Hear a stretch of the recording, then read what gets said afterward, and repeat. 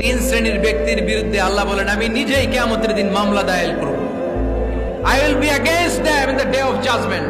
Three categories of people I will be against them in the day of judgment. তিন শ্রেণীর লোক কিয়ামতের দিন তারা ছাড় পাবে না। আল্লাহ বলেন আমি নিজেই তাদের বিরুদ্ধে মামলা দায়ের করব। এর মধ্যে এক শ্রেণীর লোক হচ্ছে রাজুলুন ইস্তাআজারা আজিরান ফাস্তাউফা মিনহু ওয়া লাম ইয়াতি আজরা। একজন শ্রমিক ভাড়া করে তার কাছ থেকে কাজ নিয়েছে কিন্তু তার পারিশ্রমিক আদায় করে নাই। এরকম আছে না নাই? দাপট দেখায় ইউনিভার্সিটির ক্যান্টিন গুলোতে, ইউনিভার্সিটির ক্যান্টিনে যে খায় মাগার বিল দেয় না, এরকম টাকায় দাসরা নাই।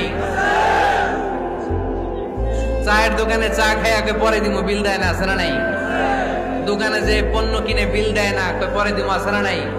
কিয়ামতের দিন আল্লাহ তোর এই মাস্তানি ছুটাবে, চিল্লা এখন ঠিক কিনা?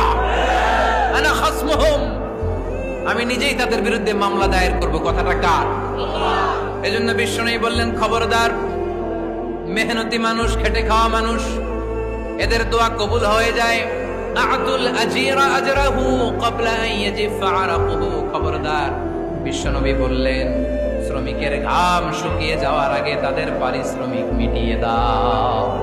বিশ্বনবীর বিখ্যাত হাদিস, আতুল আজিরা আজরাহু ক্বাবলা আন ইয়াজিফা আরাকুহু।